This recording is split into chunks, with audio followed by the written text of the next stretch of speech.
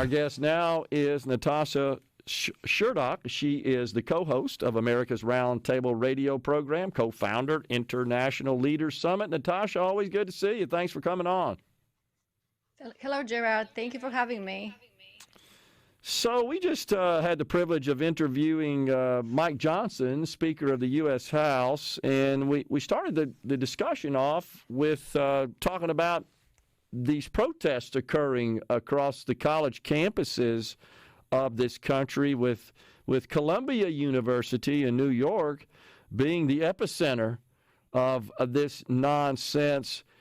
Natasha, this just looks reminiscent, does it not, of Nazi Germany or the formation, the evolution of Nazi Germany in the 1930s. This is disturbing. Yes, it is disturbing, and it's actually 8,000 protests in 850 cities and colleges, and it's actually the Biden administration's rhetoric is not helping. When they are condemning IDF forces, when they are condemning, getting rid of Hamas politically and militarily, which is the eradication of Hamas, so that we don't have a repeat of October 7 in Israel again. So the protests, actually, some of the reports that were released this morning showed that some of these protesters are paid to protest. So there is an organization that receives funding from different foundations, and at this time it's not clear whether those foundations know where the money is going. So two foundations that were mentioned in this report published in the Wall Street Journal was a Rockefeller Foundation and Soros Foundation that are actually providing grants to Students for Justice in Palestine, which is paying, and that was proven, it's paying some of the protesters to protest for a 3 months contract, getting some $3,300 or $2,800, depending on hours, mentioning some 8 hours a week. So 8 hours a week, selected weeks to come to protest. It's just amazing. So basically you can see that the core of protesters is paid to do what they're doing. And then they agitate and they get others to join them, because there's obviously some kind of a critical mass that is developing, which is outrageous. And then when you think about some of the lines that were mentioned, and maybe not in these protests, but just recently, to chant "Death to America" on American soil, I mean, these people should be expelled. If they don't like America, they should just leave. Yeah. Well, and some of these institutions, as you know, Natasha, receive grants from the federal government, from the federal taxpayers, and there have been some members of Congress who have called for the termination of that, and I support that. I mean, it's crazy that Americans are sending money to people, to institutions, which are anti-American. That just doesn't register. Right, that is unacceptable. I mean, no taxpayer should be funding Death to America chants, or, against our major ally in the Middle East anti-Israel protests. So basically, also one of the great supporters and the sponsors of one of the legislation that actually said to prohibit any federal funding from going to universities that are having this kind of protests and that cannot ensure protection to Jewish students was Senator Marsha Blackburn. We hosted her on America's Roundtable Radio, and she was very vocal on a program. Even, with her actions, she was really very much upfront saying we should stop any federal funding from reaching institutions of higher education that cannot protect Jewish students on their campuses. And that's what is happening with all these anti-Israel protests around the country. Yeah. It really is surreal that this is happening in this country in this day and age. When we were talking to the speaker, honestly commended him. He's calling for the resignation of the president, Shafiq of Columbia, on the basis that they've sent everybody home for virtual classes. They have informed that they cannot guarantee the safety. Jewish students are being antagonized. They're being taunted. They're having their lives threatened. This shouldn't be happening in America. Right. I mean, this is terrible. Basically, there's no law and order. There's no rule of law. I mean, if we cannot enforce laws, whereby there shouldn't be any hatred. I mean, any group of people cannot attack individuals or others. I mean, this is just getting out of control.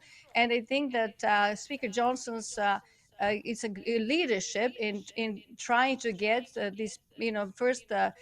President of Colombia to resign, but also others to resign. It should be done basically because they are helping the cause. Protests against Israel, and just actually aiding and abetting the protesters that are against Israeli Jewish students. So this has to be dealt with immediately because we don't want this to escalate. And we actually heard about the next protests that are going to be geared towards the political gatherings of Democrats as well as Republicans coming up in July and August in Hmm. Chicago and I believe in Milwaukee. Oh, the So this conventions, is yeah. yeah, conventions, because they're Yeah. saying that this is not the end. This is just the beginning. So we have to stop it at the beginning. I thought you went to school to learn so you could be ready to work when you graduated. When does that happen? Well, how do you squeeze that in between your protests, I guess? Or how? That just doesn't make any sense. Right. And the speaker said, get out of your tents and go back to class. Right. I mean, it's double damage.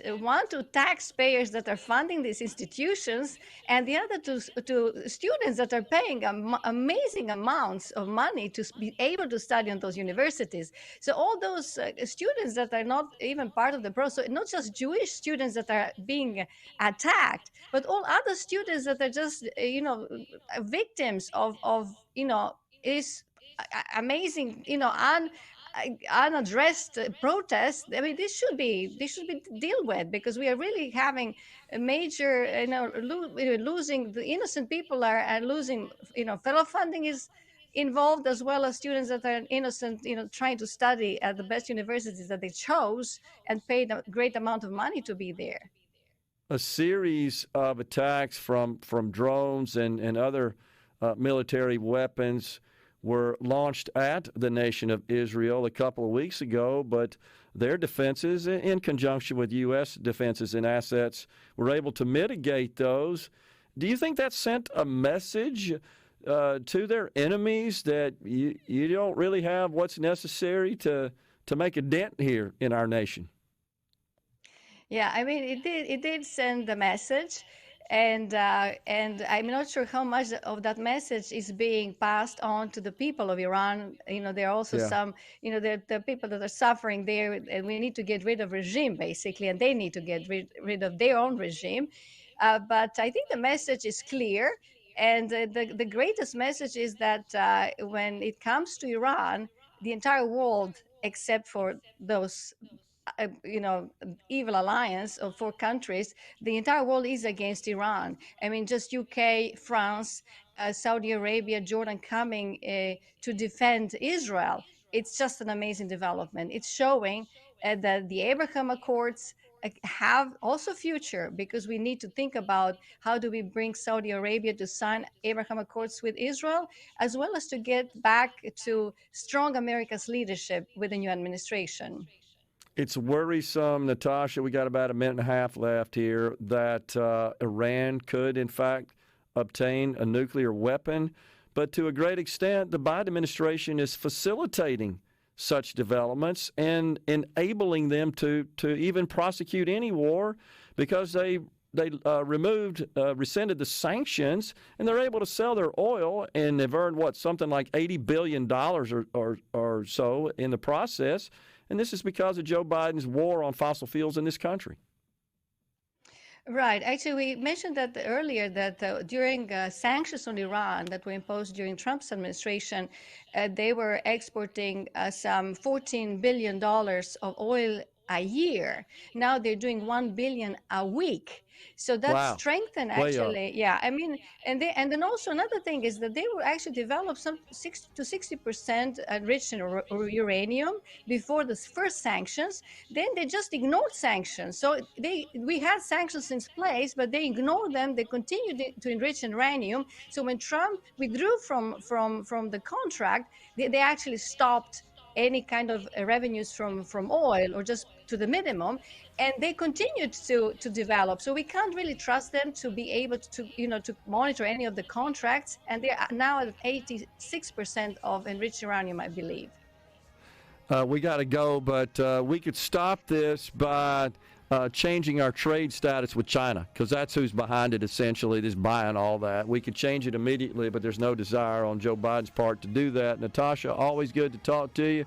Appreciate you calling us today, and your wisdom is welcome. Thank you. Thank you so much, Gerard. We're coming right back, folks. Stay with us.